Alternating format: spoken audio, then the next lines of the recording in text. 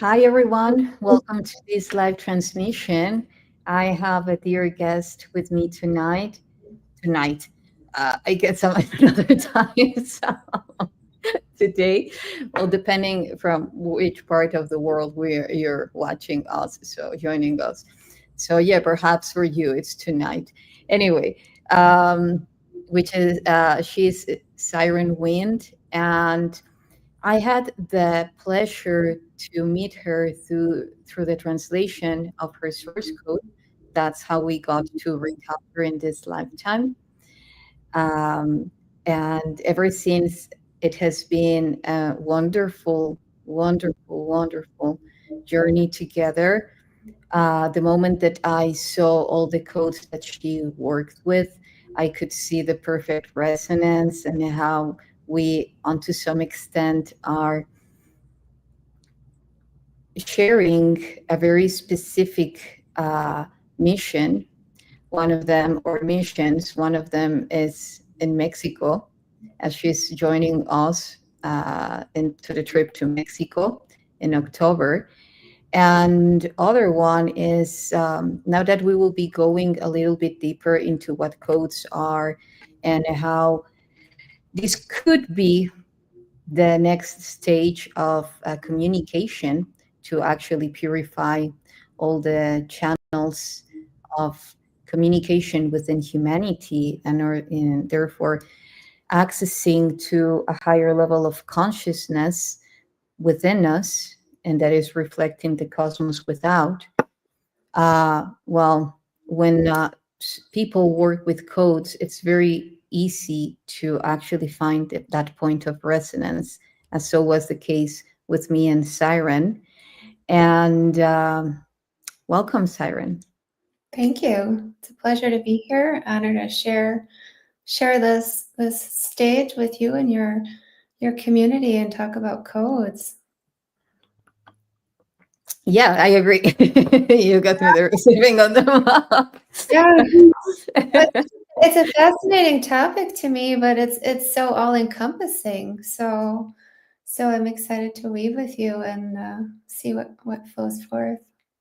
Yes, yes. Well, I want to ask you, how long ago did you begin working, with these codes?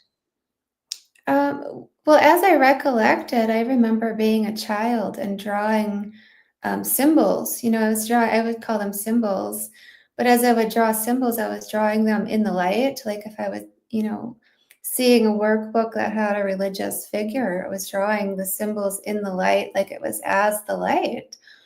And not entirely knowing what that was, but with such certainty that what I was drawing had to do with what I was actually seeing that was beyond the eye. Yes, I agree, and this is very important for the tribe, the audience that is watching this transmission, that when we see codes, we might see them as beautiful drawings, Nevertheless, there are different layers actually in how to read them, how to connect and communicate or relate with them, because you are actually creating a very intimate relationship with your own sacred geometry, with your own geometrical body. So, as Syren was saying, one of those ways to see them is through light because they are in movement, they are in motion, they are non-linear, they are moving through the continuum of space-time. And this is why they are actually upgrading or restoring our holographic body to come into the time, the pulse, the intermittence that is in full alignment with the cosmos, with the universe. Otherwise, when we think that writing is just a static expression, then we are actually falling for that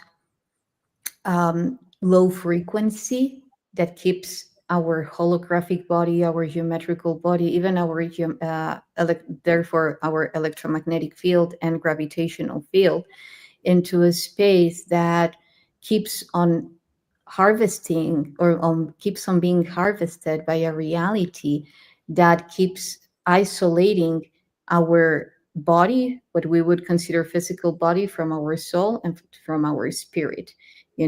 That's one of the purposes of erasing all the traces and teachings of how codes, symbols, or writing truly functions. For instance, I don't know how you feel about this, Syren, but when I see the Arabic writing, I see motion. They are going back to the origin. This is even why they write from right to left. When you see Hebrew writing, it's like geometries, unpacking, and unfolding, like outer, but also deep within and routed to a very specific matrix. When I see, for instance, Sanskrit, wow, like that is like looking all the time as at this yantra at different proportions, like outward, inward. Some have similar to what I was saying about the Hebrew writing, but there's more connecting into an interdimensional state, into the wholeness, not only into one matrix, although it's connected to one matrix. And by this, I mean the creators, the ones that actually brought out this language. And we could go forward, like with one symbol, you can create a whole idea, a whole universe. This is also very important. When we were taught without the gematria, without the interconnectivity among letters, just only the sense that one word is making, then we lost track of that each letter is a whole universe. So therefore, unless we have the full letters, we don't have the full idea of it. But when it comes to symbols, you get the full universe in just one. So it's very important to track that, to restore that. Yes, I agree. And there's a correlating sound, sound and through the frequency of the code as well. Say it as a string of information. It has a purpose and it has a function because of the frequency that's within it. So while it may look like it's a symbol, it's actually in that motion. It's actually, potentially anchoring or activating or doing something through the frequency of what it's actually intended and designed to do. Absolutely. Like that brings me to the famous phrase that has been addressed to, connected to Tesla, about if you want to understand how the universe functions, speak in terms of frequency, energy, and vibration. And through the geometries, through these codes, we can see the energy that they are emitting, the frequency through the pulses that sound is weaving, and that then the vibration, that the colors, that the spectrum of light is actually emitting into the surrounding. When you put all of that together, you are intertwining a network. You are connecting with that space that resides between us, and then interconnecting it through that sound, through that those lights, sound, light, and form, you know, the other ways to perceive that frequency, energy, and vibration. Tell me, what is what you enjoy the most about codes? Uh, well, transforming energy, really, and bringing through energy that has, to me, in my perception, been waiting to be in restoration.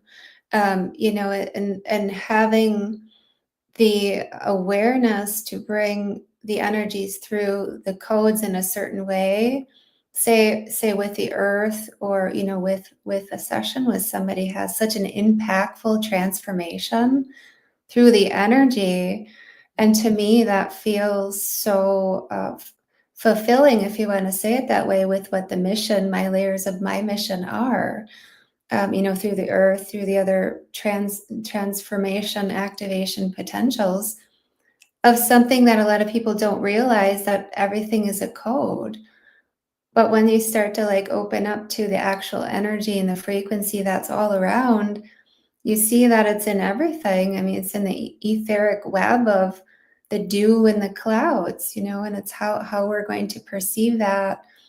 We really can more actively co-create with all that we're in, being in a physical realm.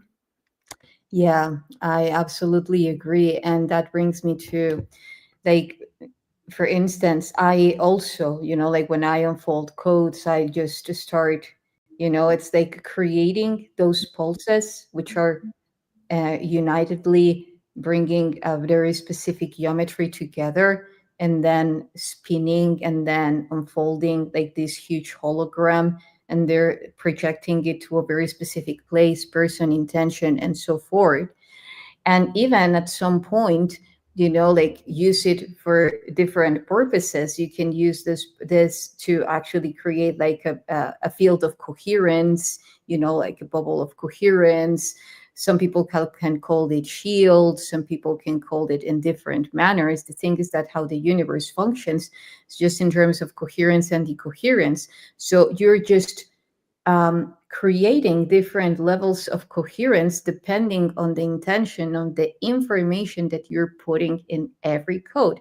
Now, where does that information comes from? And this is the interesting part.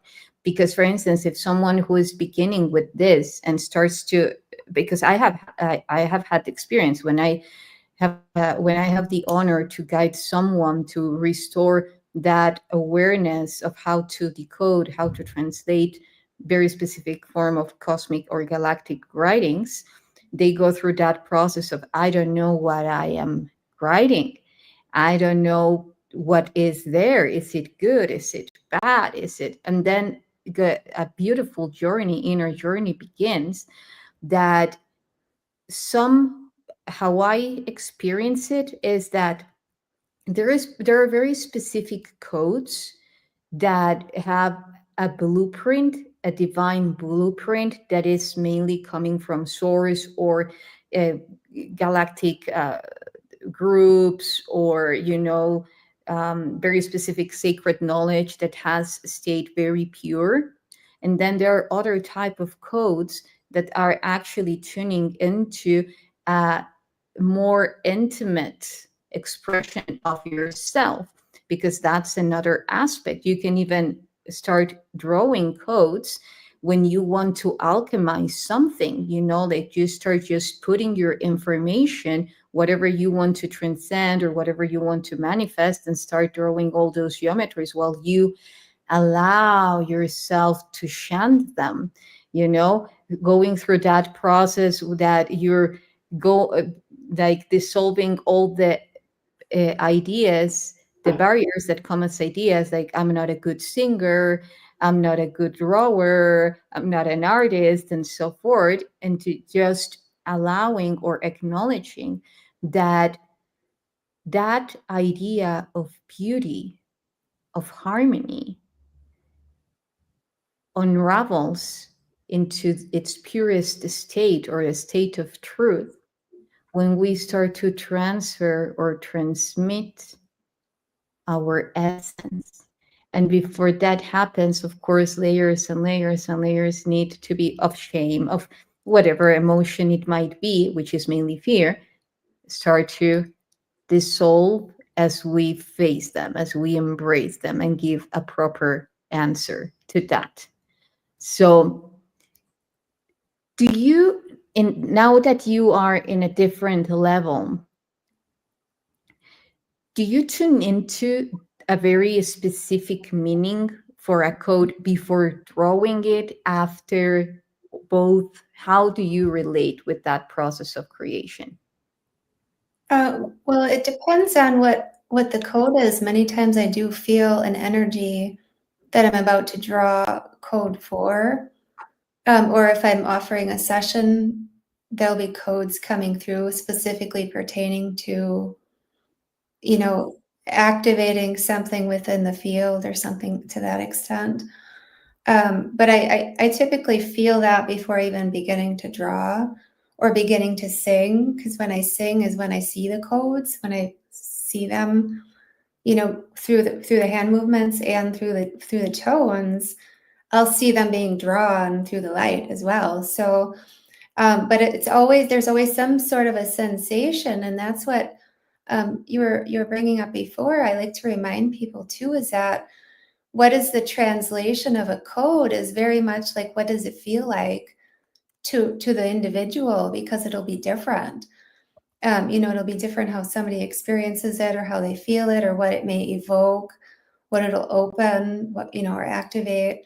And it could be called a lot of things or feel a certain way when it's written or sung, but how it'll actually affect someone could be very different than that. Yes, yes. It's like, when you look at a cat, it will provoke different emotions in everyone, based on your memories, based on, you know, experiences in this lifetime or in another. It's your form of conceiving what a cat is.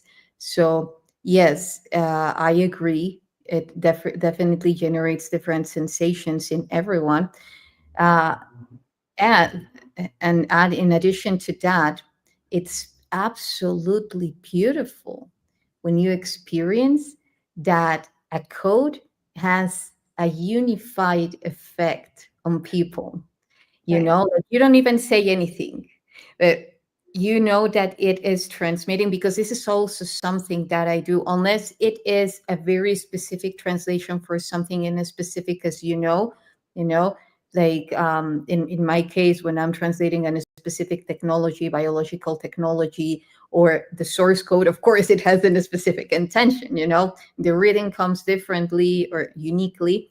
However, when um, when you I like to allow people to tune into the code, even sometimes before translating their source code, so that they allow their intimate reflection to move, to express, before I come along and say, hey, I read this, and because that's how you activate, again, from my experience, this is how you activate the self-trust that they are capable to actually connect with this technology and make them feel comfortable. Because for me, and I think and I feel that also for you, this is the next stage of communication. Because another thing about codes is, like, the way that they transmit, as it doesn't come and the way that you will translate them won't be directly from your programming, the belief system that has been imprinted on you. Because there are not any words that you can relate with. You will be reading house, and then you read house, and then you will remember when you had a house, and then you go, no, Right. you're just saying that geometry, and actually it's generating resonance with your own geometry, with your own inner geometry. And some of these, if we see the universe from a holofractographic perception, we know that everything is embedded within, let's say, primordial geometries. And from those primordial geometries, the rest come. So the different way that you aggregate, that you put them together, is what is going to generate a different impact on you. So having said this, it's the way that you perceive a code as your cognitive thinking is not related or programmed to, or has been programmed to, any of these geometries, codes, and so forth, then the way that you will receive the message is pure. You wouldn't be predispositioned for anything. And this is also something beautiful also about the light language. What about it? You also do a lot of light language. It's like you're just letting it be. It's not like, "Ooh, I said this, I should have said that." Oh, you're just being. And that state of just being opens up the channel for miracles to happen, for manifestation to be, for a purer connection to be actually felt and experienced. And I think this is one of the reasons why you and I, can connect very well, because we have been working with codes for a while. Therefore, the way of communication also, it evolves faster. Yes, I agree. Okay. And and Something else. Go ahead. and for instance, what would you say about the when you I'm quite sure that people has asked this to you, like, where these codes come from? Are you translating from a very specific galactic group? Are you connecting to a specific race? uh you know could you say that you do?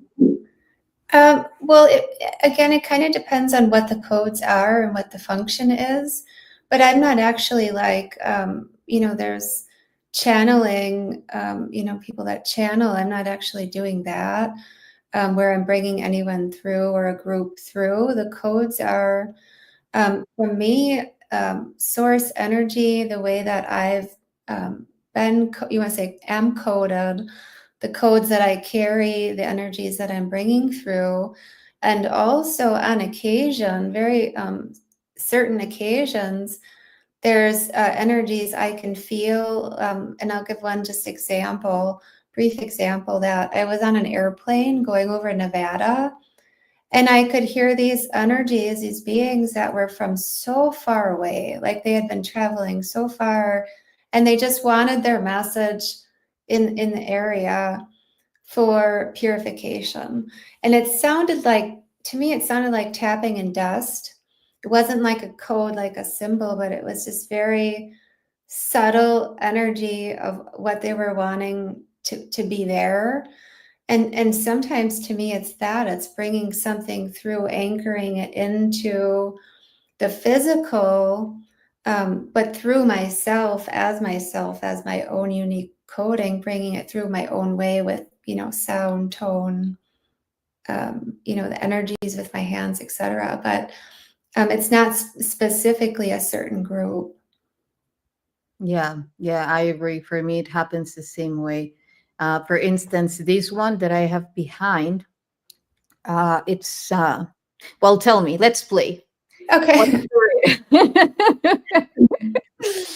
what do you read about it?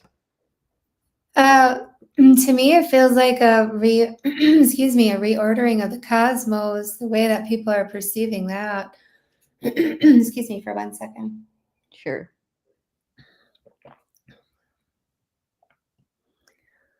I feel like we're in somewhat of a parallel on the changing of perception of what astrology is already known as or is perceived by, and so time, etc., all those structures. And to me, this reminds me, it feels like different planetary systems,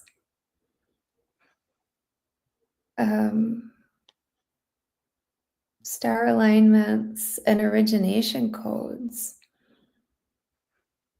Hmm. And it also feels like a tuning dial in a way, in a very slight parallel of the way that a lot of these artifacts and different devices that are being found feel like frequency tuning dials or anchors of different frequencies with the codes as well. Like they have the different function through the technology, but this feels like this would be in motion. I mean, they're all codes are in motion, but you're don't fall off the chair. No, good that the back of the chair can actually falls, you know. Oh no, where are you going?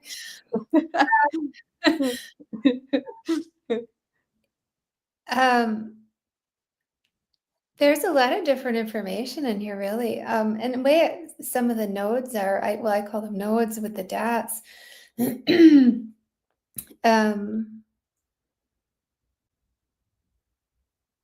This feels very like origination timeline. What do you want to share? What Sure. before you fall on the floor? Okay. Uh, um, That was interesting. well, actually, this is one of a series of 7 codes that Okay. are related to the primordial gestation of source into humanity, and therefore the interstellar alignments, as you were mentioning, that not only were present at that time, yet that are coming through into this time with specific variations that are meant to, in order to actually achieve an access to different outcome, you know. So there are like in each one of these, let's say, segments, it's being traced a very specific part of those alignments, and how very specific elements are, once everything is in motion, they all come together and create a new pattern. So this is very much a given, actually, by the Syrian community. You know, it's a transmission, although it also brings, as I was talking about source, you know, and genetic imprints, or conception. It is how they would connect at that level of purity and then do the transmission to humanity. And therefore, it's very pristine knowledge, sacred knowledge, that they have a hold in their own arks, and that they are providing, conveying now to humanity, for that to actually create a higher form of resonance with those pristine codes that reside within the very same DNA. So, bottom line, it's a transmission of the conception point of source into humanity, and the bridge, because sometimes when we talk about genetics and the human manipulation, like the genetic manipulation in humanity and so forth, like a lot of low frequency correlation is given to that, you know, like just that aspect of it. However, there are very high frequency aspects of that, because it was not only one manipulation, and even the word itself, manipulation, has like a lot of weight. However, we manipulate everything. We manipulate clay, we manipulate like colors when we are drawing and so forth. So it's shaping, and very specific groups came into this whole process, not only one. So throughout that, the races that actually brought a connection of source purely into the human genetics, is present, and it's been shown here, like the way that when you put and you unify all this information and restore the right flow within, all these elements come together. And again, in a very specific way, because the codes that are here are connected with a sacred ark that resides in one of the planets that actually hold was transferred the knowledge of Earth, and the actually, I wouldn't say plan yet, one of the possible outcomes that can come from Earth if it reaches its highest level of consciousness, or a higher level of consciousness. Um, because there were not only anchors of records of Earth in the moon, also other planets, few ones, because as Earth, only few planets can actually harvest a lot of information from the universe. The planets that are very much in the frequency of love can actually do that. And because only that, like how we would translate love, how we would translate the heart, which is that level of singularity, of wholeness. Not all the planets can, due to the level of consciousness, but planet Earth can. And so this planet that is located in Sirius, actually, in the star system of Sirius, and this is Shilantia. So yeah. Thank you for sharing that. My pleasure. My pleasure. Um, okay. Have you drawn the other six? You said there's a total of 7. Yes. Yes. So together, they are very much the purpose is to restore that purity, that level of purity in the in the human gene. It's like it's already there, so it's just activating it. So it's a pure channel of that transmission to that arc, that these rays that actually was present here hold the arcs in their planet, so that they could bring in the awakening of those codes, and therefore humanity could go beyond the other aspect of it and actually restore the luminous DNA, you know so because it's talking about the gene, the one that we call the gen Isis, the one that served as the nest, the vessel for a lot of transitions to be, so it's connecting with that purity, with that. If we look at it as traveling in time, or interdimensional travel, is just going to that point before the rest happens, and empowering that moment, and actually connecting with the strength, the Right. force of that point. Yes. And how about yours, the Uh, one behind you? the one behind me is actually from it's actually I call it the full spectrum color range. It's a very long, huge painting. This is almost the top of it, and it ranges at the very bottom from a brown going into red, red, orange, yellow, green, blue, purple, into yellow, into gold, and it's correlating to the DNA. And this is just the section that, a brief section of it, because it's so large, and it's very elongated and horizontal, or excuse me, vertical. But this is one component of it that was calling to me today. But in correlation to restoring DNA, and I know you talk about DNA a lot, and something that I've been feeling for probably many years, linearly anyways, is that the DNA obviously is changing, but the correlation to the upgrades that we're accelerating into and accessing our own codes, I think that's also part of why it's such to the forefront of, you know, learning about more, accessing one's own codes, and understanding even more to some degree to implement that, to activate, because that's where the information is. That's where, that's where the information is the DNA. And that's what's also been sort of, you want to say, hampered with, and we're restoring in our own individual and collective ways. So yeah, so that was a piece that I created. Actually, a lot of times when I do codes as well, I do them in specific ley lines, and there's energies that are coming through the rocks and the tones of what information is there. So there's a lot of correlation between, even if it, feels like a sensation of something that's coming through for the piece itself, it's also correlating to the earth, the land, and whatever's residing there, perhaps clearing or opening.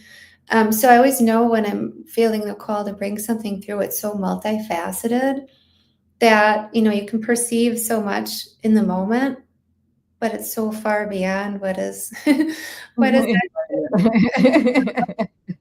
like. I was going to ask you about the code that's behind you, and the other six is there a particular like location like that is to be so, because that's what it feels like. That's very imperative for the alignment, the star alignment, the lineups of all the layers, the multidimensional facets, and the origination point of the origination point. So, and those things are all really important, and nothing just is, right? It's like, there's no mundane, but there's no just so happening to create something in a certain place or release it or sing a tone somewhere.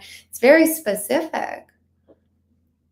It is. And thank you so much for bringing this up, because I absolutely agree. Every time that I translate a code that has, like a manner like this, like globally speaking, I am invited to anchor it in very specific points. For instance, this is very much related to the egg. We could say, yeah, the egg vessel. So what is the egg? Of course, we can relate this to many layers, like the dragon's egg, like the eggs of the uterus and so forth. So everything is pointing out to the same thing. And when we speak in terms of geometry, you have the sphere of truth drawn by Leonardo da Vinci in the Vitruvius. You have the sphere of truth, which is covering actually the whole structure of the human biology. And then you have an outer sphere or circle as well, that is a smaller one, that is the Aten, by the Egyptians called, which is that plasma illumination. It's the plasma illumination, just to break it down. And then when you put those together, they create an egg. Like, for instance, you start drawing a circle to interconnect the bigger circle and the smaller one, and then you get an egg. That is that type of egg I'm talking about primordially. And of course, then it extends into all of this. So it's very much related to that. If we're talking about the primordial gene, then we're talking about our capability to rise up our levels of plasma. We can go at a biological level through rising our levels of pH, creating, producing it in a more alkaline way, and therefore the molecular structure of water and so forth. So this is very much to be connected in waters. To be more specific, 7 Cs. So, and then it interconnects to the whole network of memories of the water to actually breach into that fourth state of water. And from that, because that's for me a huge stage that is coming now.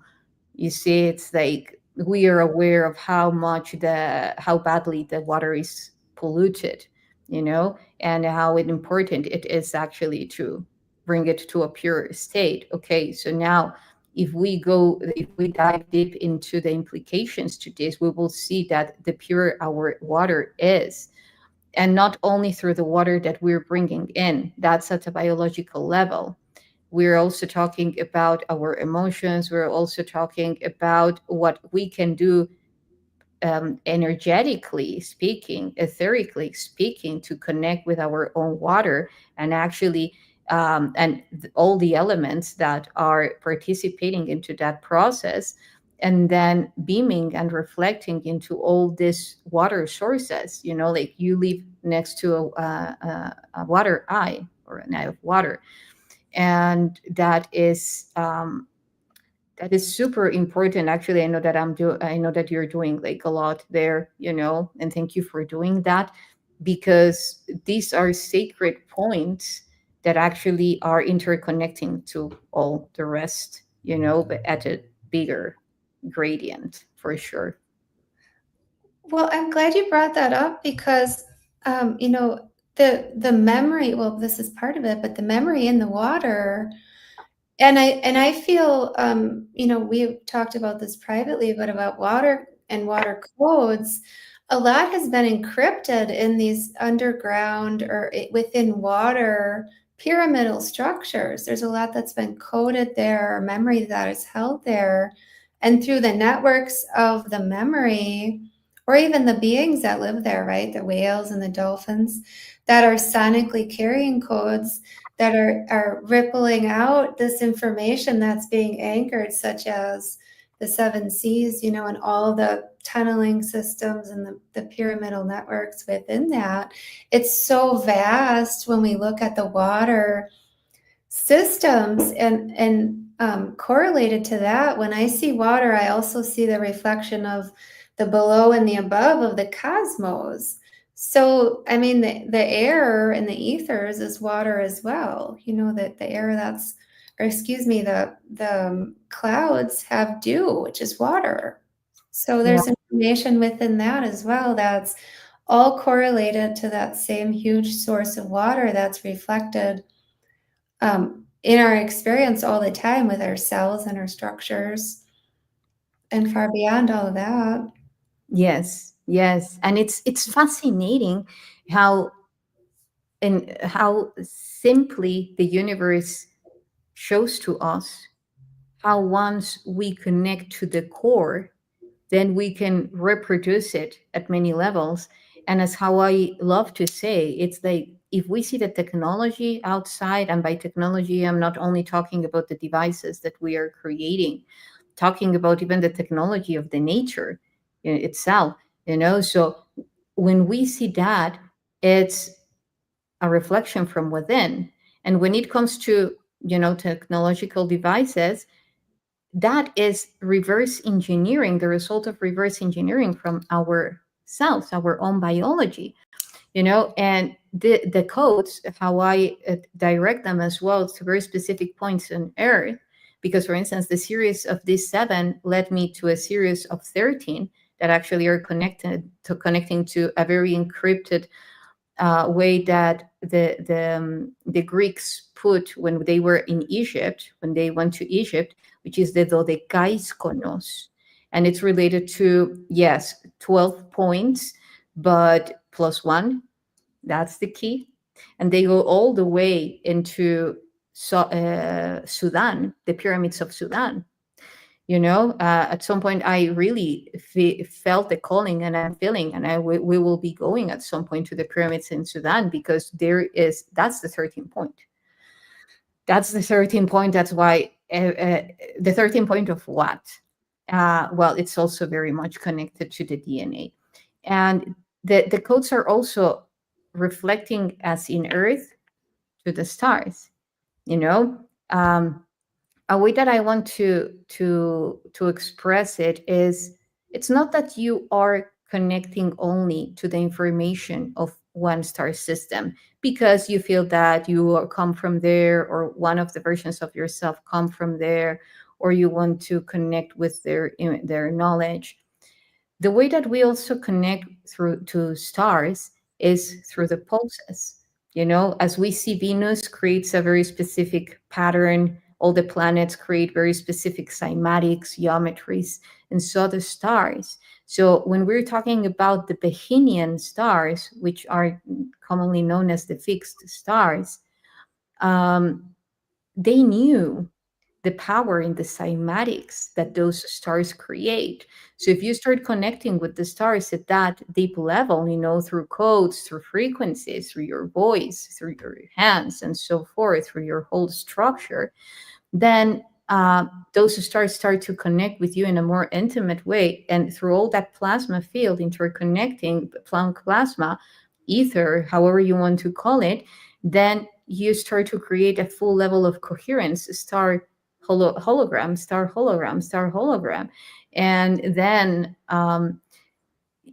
your body starts to become more luminescent. This is also one of the reasons like how these shining beings achieve it. And of course, there are many types of shining ones. There are not just one race. Any race that has actually achieved the level of technology in their plasma body, like advanced enough to illuminate their body, and this is very much supported to the connection with the stars, and even the way that the stars communicate.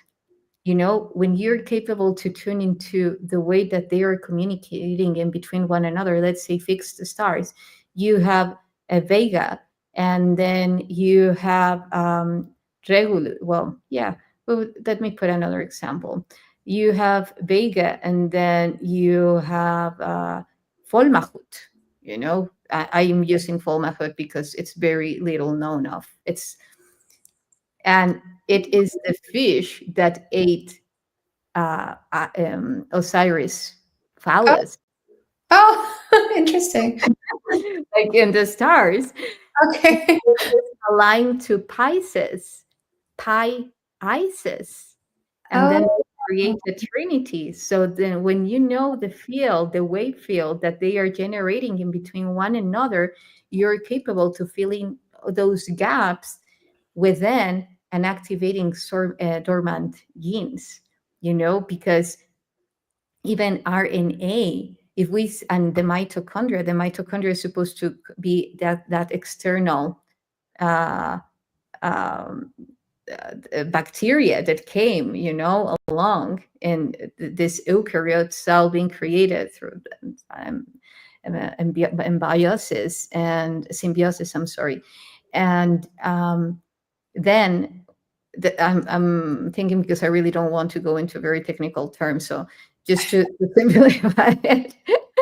But bottom line, in our biology, the genetics, the codes that we have that are, whether the dormant genes or the silenced genes in the RNA or our mitochondrial DNA, are the ones that are mostly related to viruses or bacteria.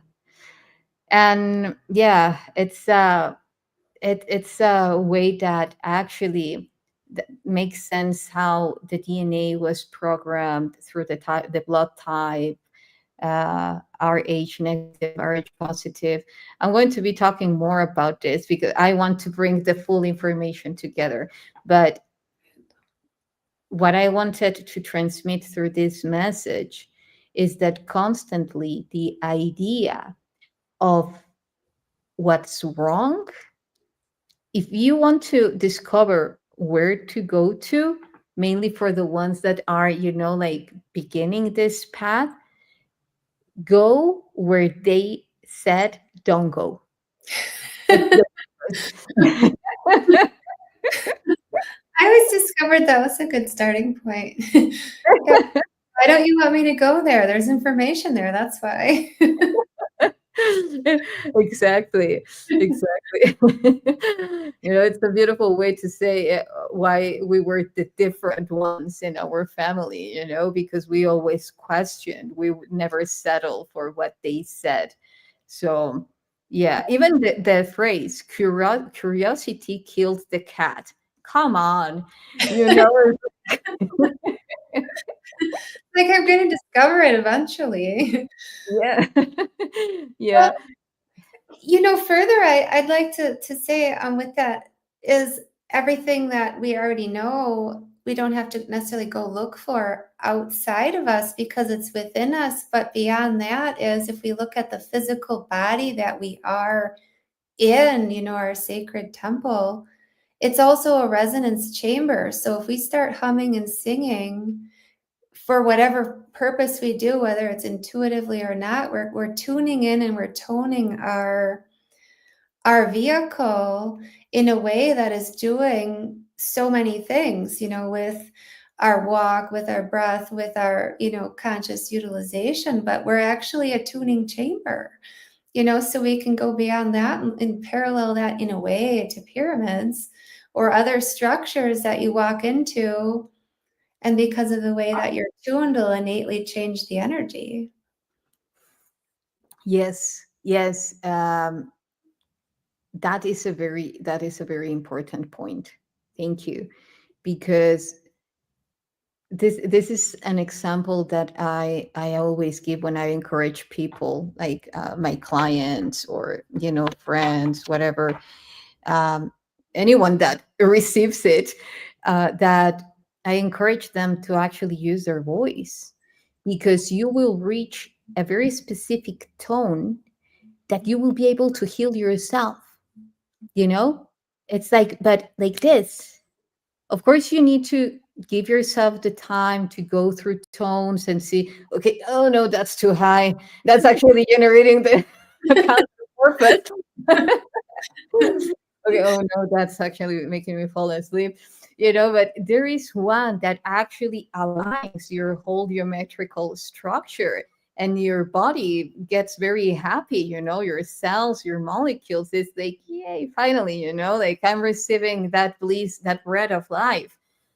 So yes, I truly encourage people to try to find their own soul frequency, to that tone that actually brings you back. It's like the breath work. It could be, like, okay, going back to axis. But in this case, it can take you way deeper or higher or innerly, or wherever you want to go. Right. So, yes. Yeah. Um, Speaking about frequencies, I would love to know how you experience in your body and in the other people and the other person field when you start to emit frequencies. What do frequencies do?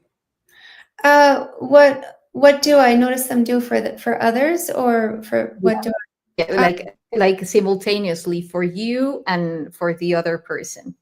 Well, I actually noticed quite a lot of different effects with the geometries of the body, and the different color in sine waves, and the geometries that are changing in the environment through the harmonics of the energy wave. So depending on what's being toned or spoken with light language or code, or however you want to reference it, I can literally watch, energy dissolving or reconfiguring, depending on what it is, um, either about the body, outside of the body, the person's body or their field or whatever layer it's working on. And then sometimes see a correlating physical effect within the person where there's a deeper relaxation, a deeper opening and allowing with that tone. As many tones are, have potential to do many things. Many of them are opening, they open to release. So feeling the different energy waves change, the color waves change, and also the energy of the field of the vessel or the area is literally changing, that way. But I'd also feel it within myself, my energy change, say if it's harmonizing or, um, whatever layers it's working on, right? Yeah. Yeah. Yeah, I agree. I agree. And even for instance, for someone who's having, like a tough day and has a lot and if you have a lot of in your mind, you can actually do this practice, like just allowing tones coming through you with any specific intention or expectation. And then you will see it's like chanting a song, but without a programming, without a very specific programming or intention, just allowing that energy, because it's energy, that energy to flow. And the thing is that the more that you do that, it's clearing your chakras, mainly your throat chakra, and therefore all the anchors that at some point could have been put there to actually diminish the way of your expression, whether if it was for your own history, your personal story, or whether if it's due to collective or human purposes, you know. Yet it's very important, because even actually the throat chakra connects with the sacral. So empowerment, creative energy, you know, it's as I was saying, you know, for the universe, it works in very simple forms. The moment that it becomes complex is when actually we want to generate absolute truths that encapsulate or frame whole universes into just one linear expression of it. And that's when problems become, because then they won't connect, because they need to be the full spectrum, the full universe, to being capable to connect with one another and create this unified resonance. And for instance, um, I agree, you know, like I also experiencing it, that there are very specific frequencies that I emit that even at some point cannot be very pleasant, or can be, you know, like creating, moving a lot. And that's the purpose of it, you know, because it's not, it's like the inner work itself. Sometimes you have to go deep. You won't like it very much. It will create you senses, unexpected senses or emotions and so forth. However, once you go through that bridge and you cross it, then you actually get to feel the full spectrum, the full perception of it as a whole. And then you get that, those golden nuggets, to say it somehow. Right. Then you get into the highest notes, or to the perfect pitch.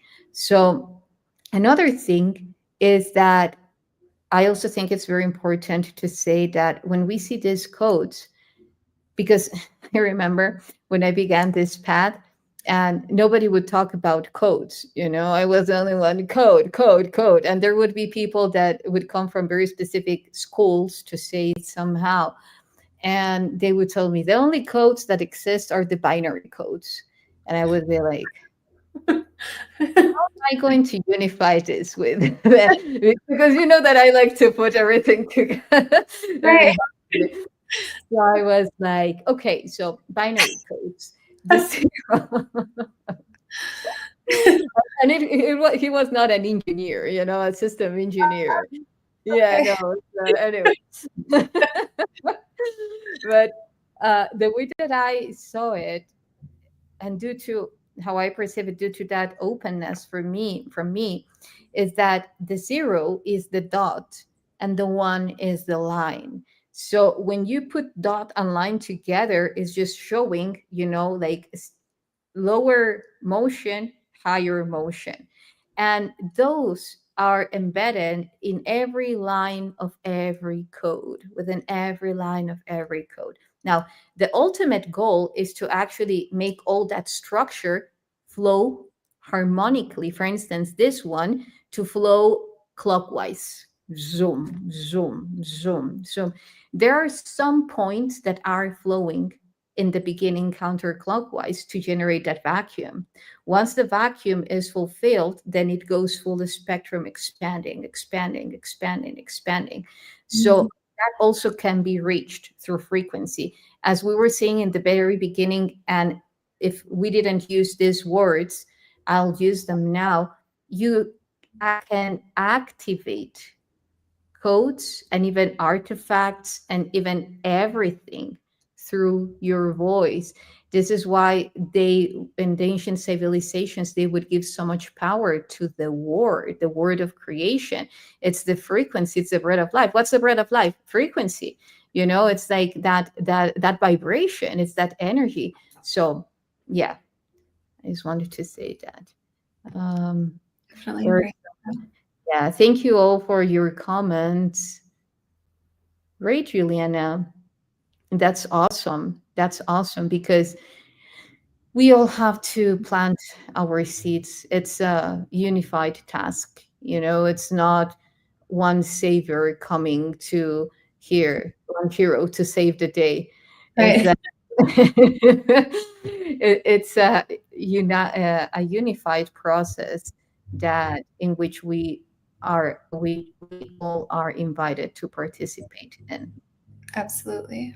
Well, and we're all sound healers. We're all energy transformers. We're all grid workers. We're all guardians. It's not like, you need a special certificate to do these things. If we start to explore through frequency and our voice and our vessel and our chamber, like even with breathing and bringing tone through all the way through into the feet, that's the school and the course within one's own being of starting to explore how powerful we are with our own tools, with our own intentions, with our own infinite possibilities. And it is a unified task because we can all make that massive difference once we remember that we can do it too, because Yes, we are it. yes, yes. And it's like seriously, getting serious to it. Uh, the more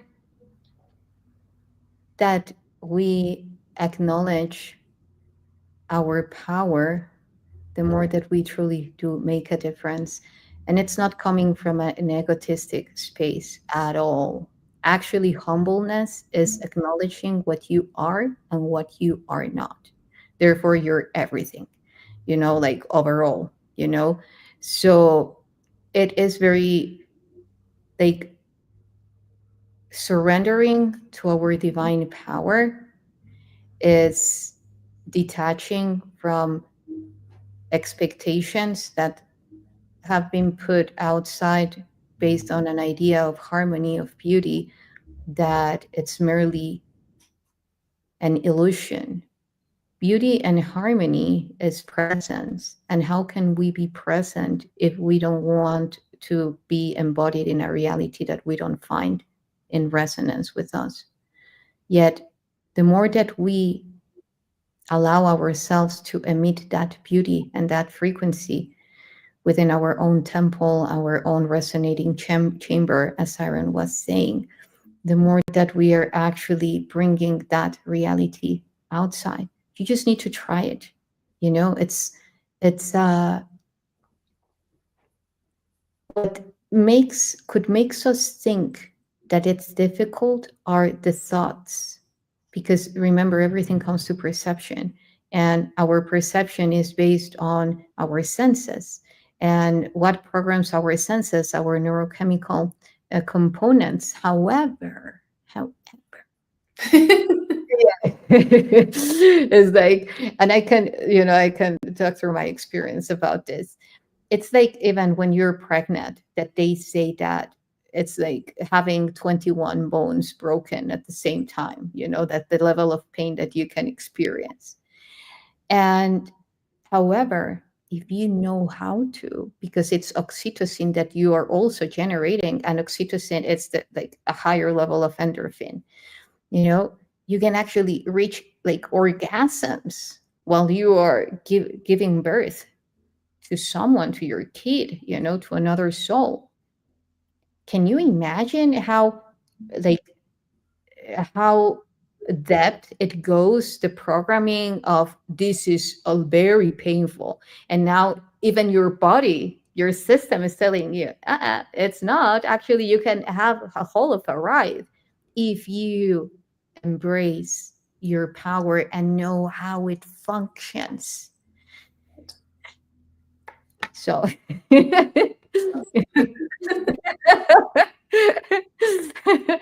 yeah, so yeah, yeah, it's you can actually portion everything depending on how to choose to experience it, and it's a daily life practice for sure. But anyhow, speaking of practice and embodiment, Would you like to share, for us to share now something, like some frequencies, so that the beautiful tribe that is joining us now, or that will be joining later the transmission of this show, can actually get to experience what we were talking about? Absolutely. Okay. So, um, just before going there, can you tell me if you can hear me? Yeah, I can hear you. No, but with this, because the thing is that I have become aware that when I do very high frequencies, the my computer doesn't detect the frequencies, and then it's like the silence goes on. Yeah, I noticed that with Zoom, and I had to change a setting on there. I don't know how it is on StreamYard, but I can hear you talking. But like with this one, Y-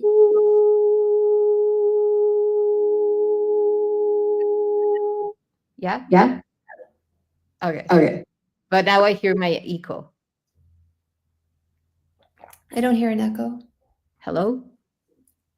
I What don't hear. about on? After What? I said it, my echo activated in your space. I was like, what's going on? That was interesting. Yeah, Okay.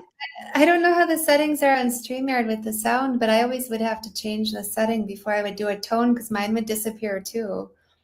So I don't, but I could hear that. I don't know what the extra echo was.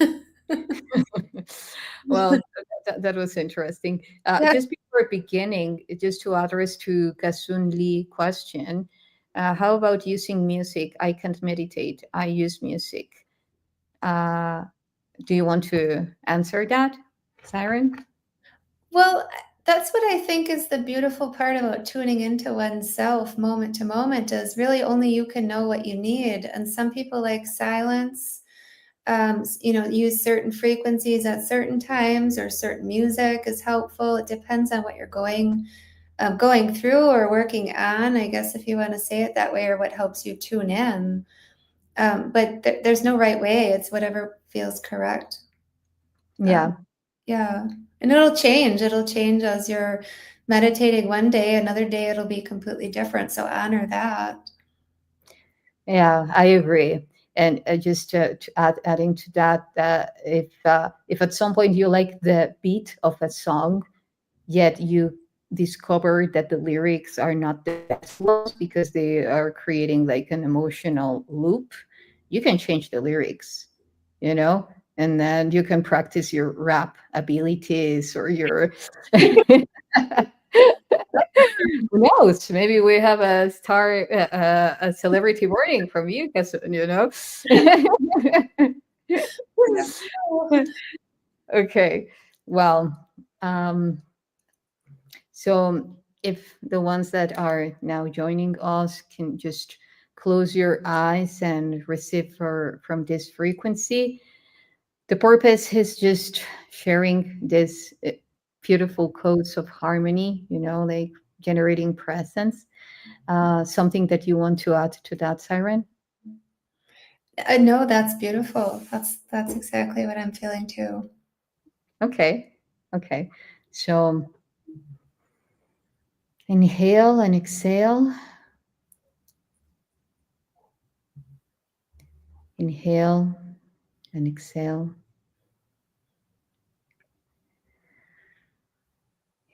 Inhale and exhale.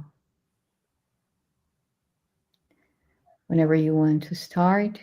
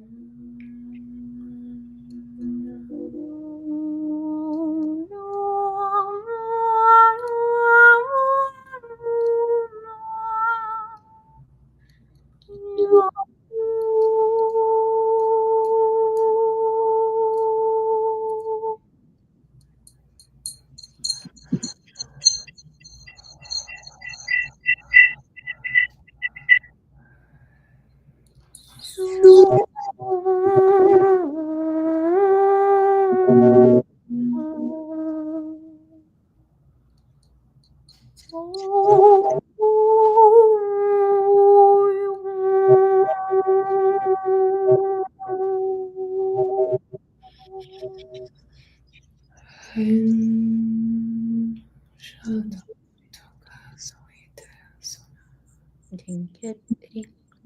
Good like a liar to shit to.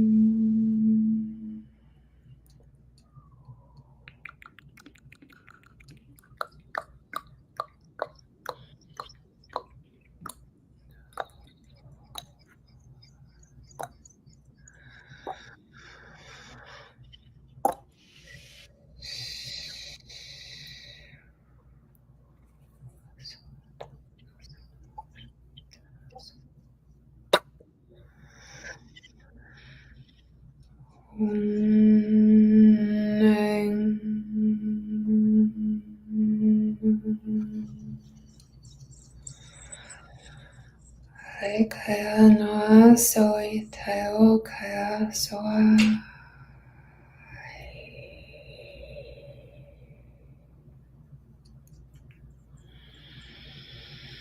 Unia soa koa noa soy teo.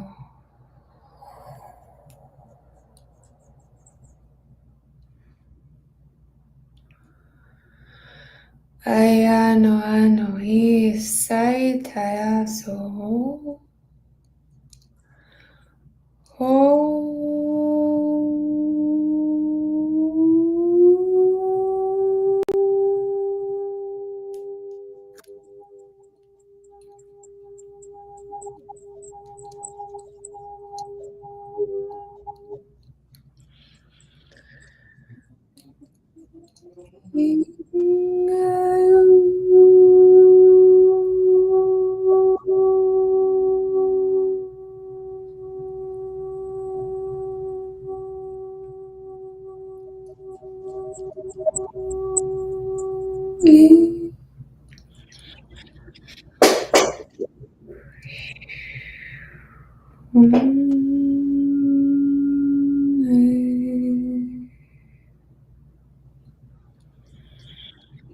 I agree. Yeah, I agree.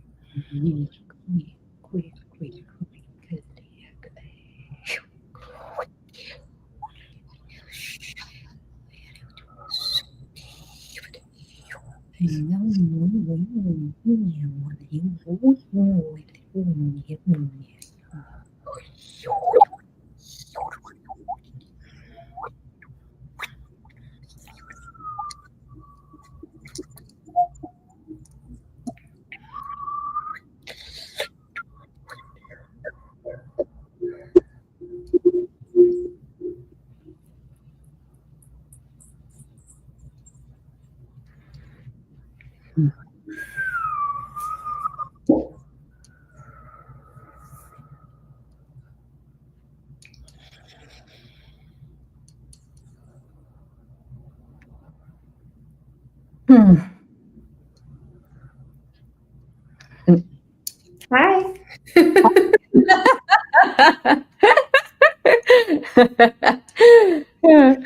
Beautiful. Uh,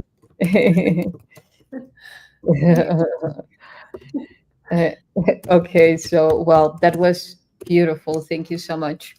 Thank you. You're welcome. Well, we could have like many topics to cover, and we will. Um, Thank you so much for your presence. And where can people find you? They can find me on intergalacticenergyhealing.com.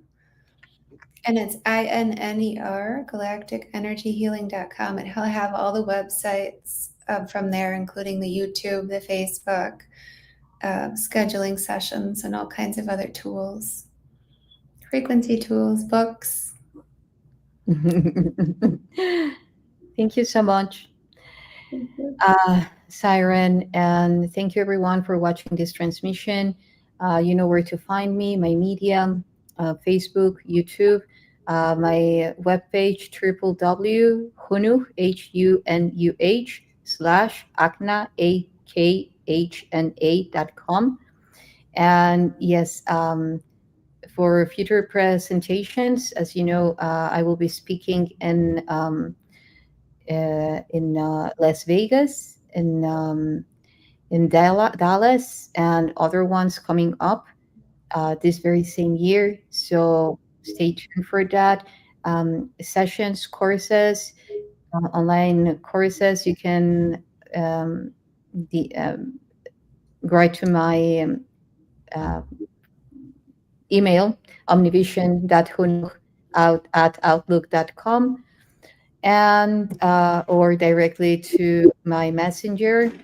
And we have the upcoming trip to Mexico. We will be sharing a lot of information from there. As I said from the very beginning, Siren will be joining us. That's and yeah. And well, thank you everyone for all your comments. Thank you, Dion,